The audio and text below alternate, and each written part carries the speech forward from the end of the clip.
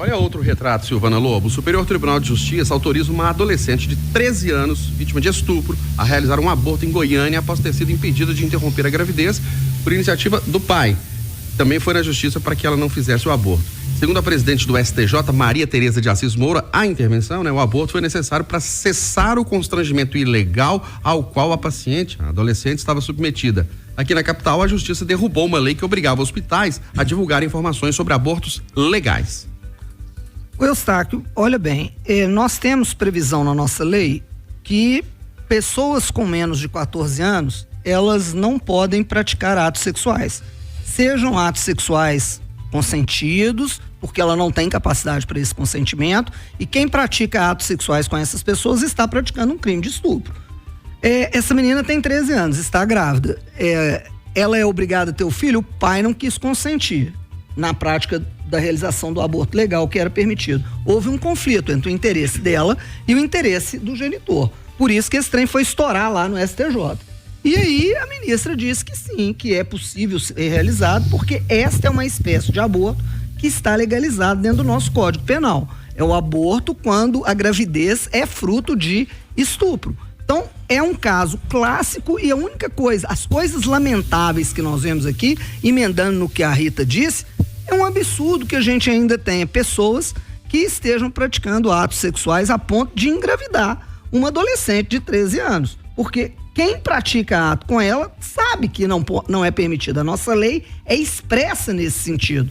Em que pese a gente precise também entender que não é invariável que a gente veja menores com 12, 13, menores de 14 anos namorando, tendo suas vidas particulares, etc. Às vezes um namoro até dentro da própria casa, com a aceitação dos pais.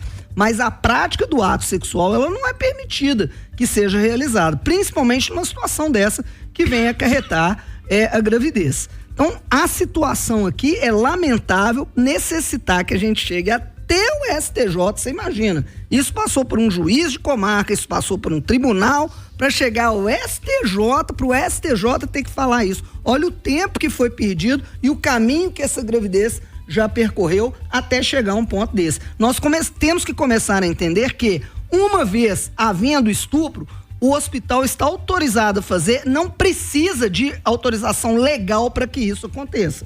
Então, estupro gravidez, fruto de estupro, necessariamente é caso de realização, de interrupção da gravidez de forma legal, de acordo com o que a lei permite. Ô, Rita Mundim, e a gravidez já está avançada, ela está com mais de 20 semanas já. Pois é, eu acho que eu fui muito bem contemplada pela fala da Silvana, não tem mais nada a dizer, exatamente, é lamentável, né, que a história tenha andado tanto, tenham sido necessários tantos capítulos para chegar ao óbvio. E aí, Eduardo Costa? Ah, amigo, nós estávamos falando de um absurdo, agora vem esse, que sexta, hein? Que tema, hein? Nossa, que vida. Aqui, absurdo número 1, essa menina desprotegida. Número 2, apareceu um espertalhão, fez sexo com ela. Número 3, ela engravidou. Número 4, o pai fez um acordo com o estuprador. Número 5, a menina foi pedir socorro na justiça e o socorro chegou quando ela está na 28ª semana de gestação. Minha netinha nasceu na 27ª. Aí eu que sou a favor do aborto, especialmente não, nas condições propostas pela lei brasileira, especialmente num caso desse, envolvendo uma menina de 14 anos, eu agora já fico na dúvida. Você acredita que agora eu estou na dúvida? Com aqueles que defendem a vida, com aqueles que são contra?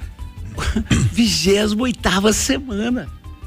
Sabe? É um tapa na cara a justiça brasileira se une ao pai para dar um tapa na cara da gente.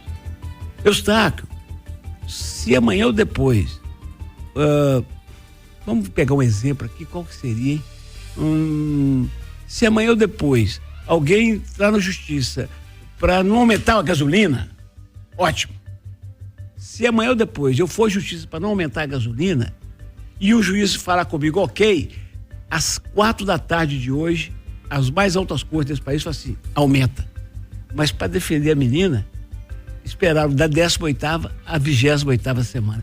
Isso é covardia com a pobreza e com a inocência brasileira. É o fim do mundo.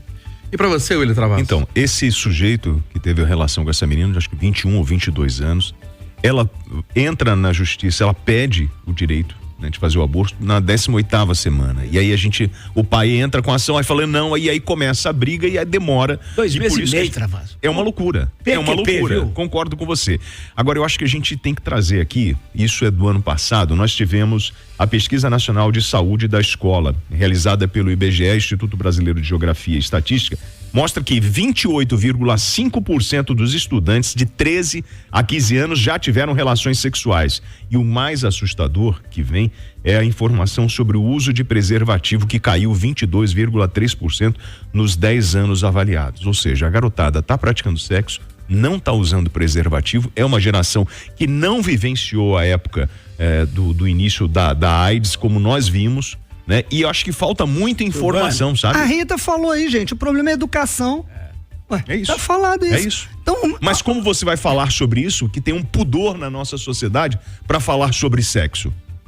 Os pais não estão conversando com seus filhos sobre sexo. Tem um pudor mais ou menos, né? Porque na hora que tá todo mundo pelado aí, em carnaval, é todo mundo nu, pelado, no meio da rua, fazendo sexo no meio da rua. Sexo como os animais, como diria o seu Valença, se amando na praça como os animais, na época de carnaval, ninguém fala nada, não. Então, mas aí eu acho que a gente tem que conversar com as crianças, com os adolescentes, sabe? Passar óbvio. Informação e dizer para ele assim, ó, a camisinha tá aqui, ela existe, olha, ela funciona dessa forma, tá? Você encontra hoje, você tem preservativo em posto de saúde, é grátis, sabe? Mas a gente, às vezes, o pai tem vergonha de conversar, não sei se é por uma questão tradicional ou porque a sua educação não foi essa, mas se você não levar informação pro seu filho, vai ficar difícil. E as doenças estão aí e eles precisam dessa ferramenta para poder sair, né, da situação que a gente está hoje. Travassos, olha, eu tenho uma outra visão. Eu acho que as famílias hoje, não estou generalizando não, mas uma grande parte das famílias está entregando seus filhos para a sociedade, principalmente para as escolas, que não tem nenhum tipo de infraestrutura para fazer a educação formal. Então, hoje, os pais e mães estão trabalhando tanto, e querem trabalhar, querem divertir, querem tudo, e os filhos ficam à mercê da sociedade. Então, aonde que existe alguma coisa? Nas escolas. E não é papel da escola dar esse tipo de orientação. Agora, a educação sexual nas escolas já deveria existir há muito tempo, né? Tá doido, você devia informar o básico, né? Então, eu acho que tá havendo aí uma negligência, né? De entrega das famílias à educação dos filhos para o mundo, né? As redes sociais estão aí, então olha aí, pergunta para o Google. Então tá havendo falha sim, tanto das famílias e quanto de um programa de educação que prepare as crianças para a vida adulta.